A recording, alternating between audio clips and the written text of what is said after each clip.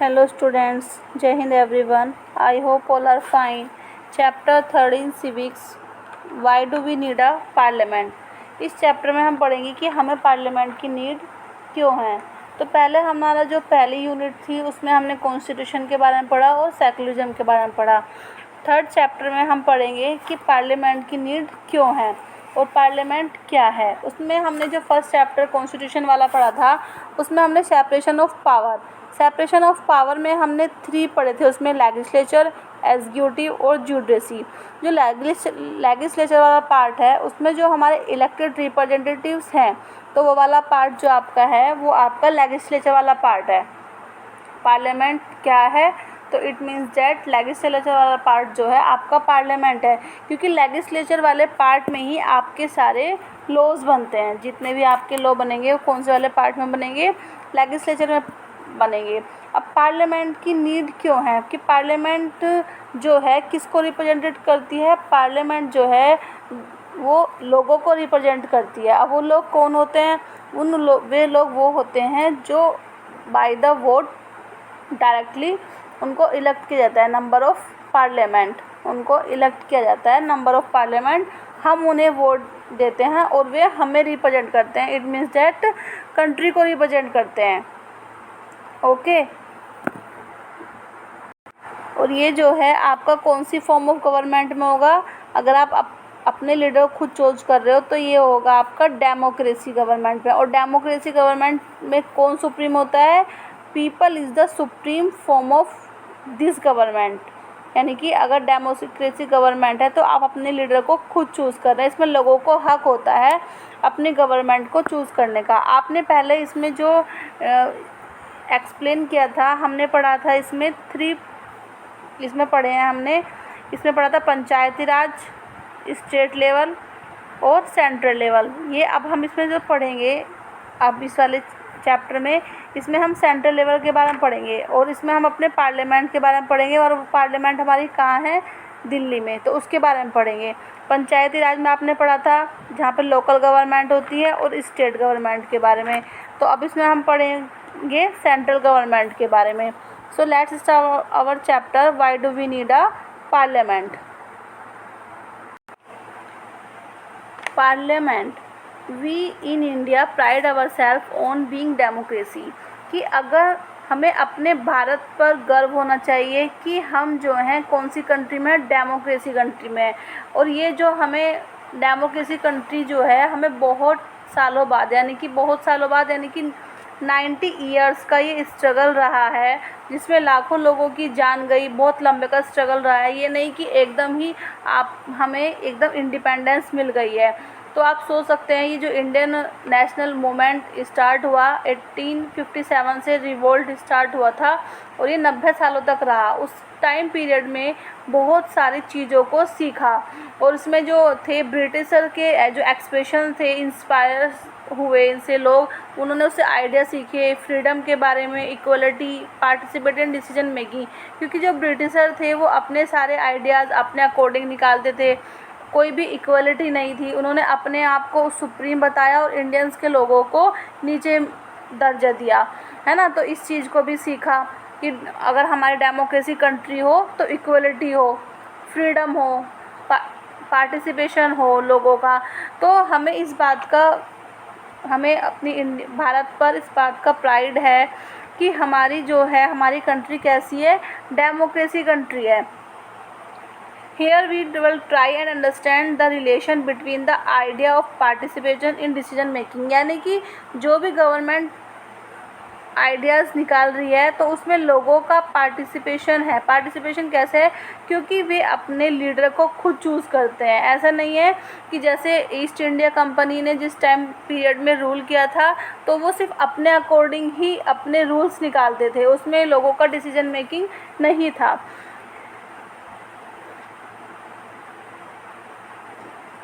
Making and the need for the democratic government to have the consent of the citizen। तो जब democratic country है तो उसमें क्या है, लोगों का इंटरफेरेंस इम्पोर्टेंट है कि लोग अपने लीडर को खुद चूज़ करेंगे, वो अपनी डिमांड रखेंगे, है ना।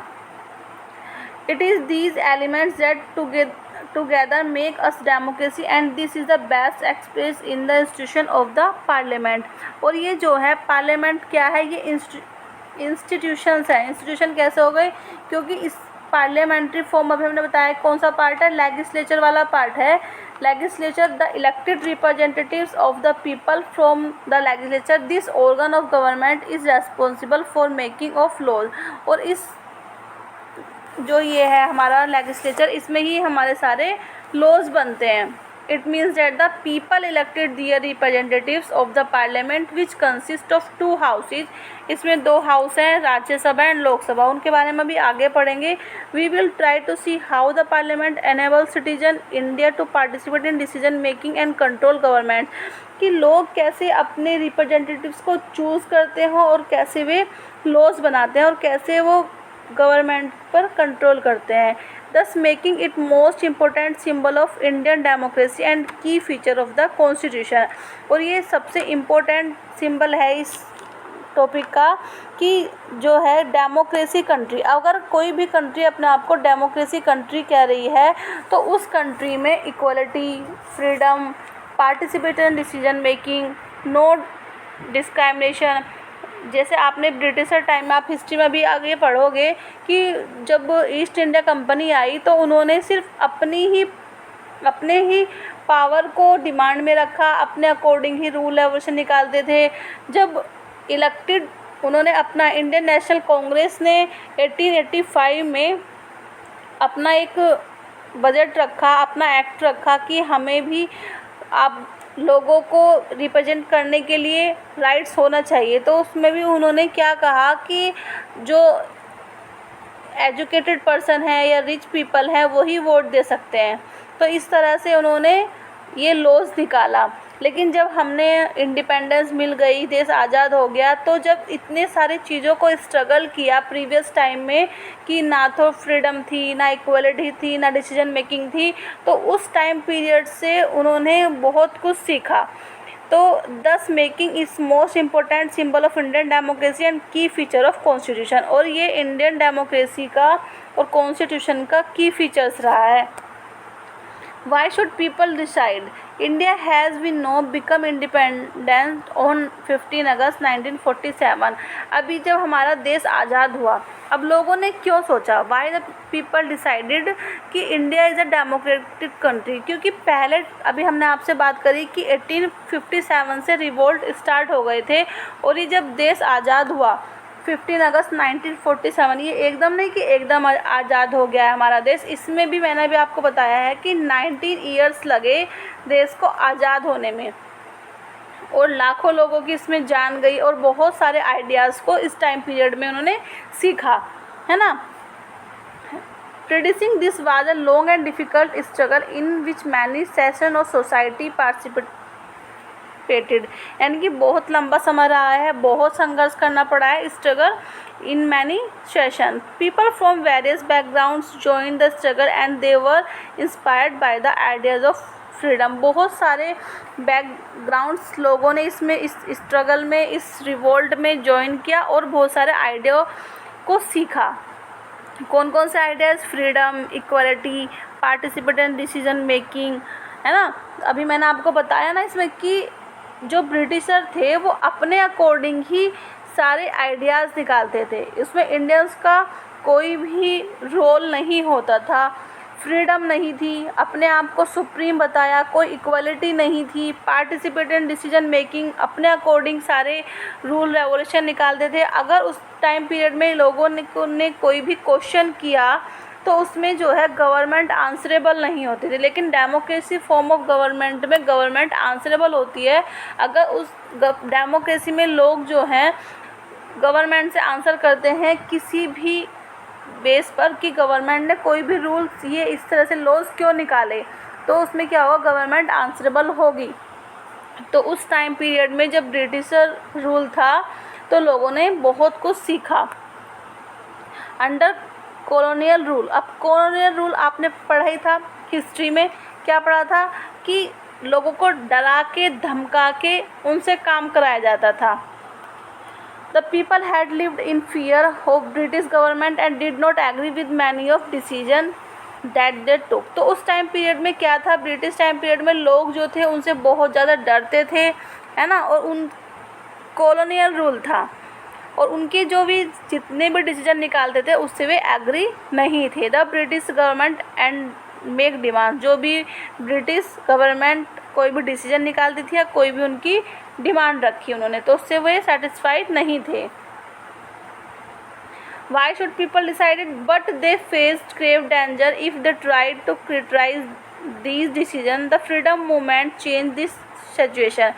लेकिन जब ये मूवमेंट हुआ, फ्रीडम मूवमेंट, तो इस सिचुएशन को चेंज कर दिया। The nationalist began to openly criticise the British government and make demands. जो ब्रिटिश गवर्नमेंट थी उन्होंने क्या रखी, अपनी डिमांड रखी एज फार एज 1885 में। अब जब ब्रिटिश गवर्नमेंट बार बार ये लोग अपने ही अकॉर्डिंग अपने सारे रूल्स रेवोल्यूशन निकालते थे, तो इंडिया के लोगों ने अपनी डिमांड रखी। इंडियन नेशनल कांग्रेस ने क्या कहा 1885 में कि demand that there will be elected members in the legislature, कि जो लेजिस्लेचर वाले पार्ट में है उसमें इलेक्टेड पर्सन जाने चाहिए, ये नहीं कि जो हम आपने कह दिया वही लोग जाएंगे। तो to discuss the budget and ask question, the government of India act 1909 allowed for some elected representatives. तो उन्होंने ये जो एक्ट रखा, इंडियन नेशनल कांग्रेस ने ये एक्ट रखा उन्होंने 1885 में, और इस एक्ट को उन्होंने कब अलाउ दिया, 1909 में, कि ठीक है कि लेजिस्लेचर में जो है इलेक्टेड रिप्रेजेंटेटिव्स को ही रखा जाएगा। लेकिन उसमें भी उन्होंने क्या रखा कि सम इलेक्टेड रिप्रेजेंटेटिव्स वाज अलाउड। लेकिन ब्रिटिशर ने टाइम पीरियड में जो लॉ लाते रहे, तो उन्होंने क्या करा, अपने अकॉर्डिंग ही उस जो उन्होंने लेजिस्लेचर को कहा कि हाँ उसमें इलेक्टेड पर्सन रखेंगे, तो उसमें भी उन्होंने कहा कि सिर्फ जो रिच पीपल होंगे वही वोट दे सकते हैं, एजुकेटेड पर्सन लोग वोट दे सकते हैं। उसमें भी उन्होंने डिस्क्रिमिनेशन वाला शो करा। While these early legislature under the British government were is response to growing demands of nationalist, they did not allow for the adults. तो उन्होंने किसको अलाउ नहीं करा, एडल्ट्स को। Not could people participate in decision making. The experience of colonial rules as well as the participation of the different people in struggle for freedom left little doubt in minds of the nationalist that person in the independent। तो उस time में भी उन्होंने कहा कि adult नहीं vote दे सकते, लेकिन यूनिवर्सल एडल्ट फ्रेंचाइज में क्या है कि all people are equal and give the vote if the age of 18 above, यानी कि 18 साल से जो ऊपर के लोग हैं वो वोट दे सकते हैं। लेकिन ब्रिटिशर ने जो है ये एक्ट जो था, ये लेजिस्लेचर वाला पार्ट, वो अलाउ तो कर देता था, लेकिन उसमें भी उन्होंने क्या कहा, ऑल सभी को वोट देने का अधिकार नहीं था। India would be able to participate in decision making will coming of independence we were going be citizen of free country. लेकिन जब देश आज़ाद हुआ तो लोगों को राइट्स मिल गया वोट देने का। This did not mean that the government could do what is felt like.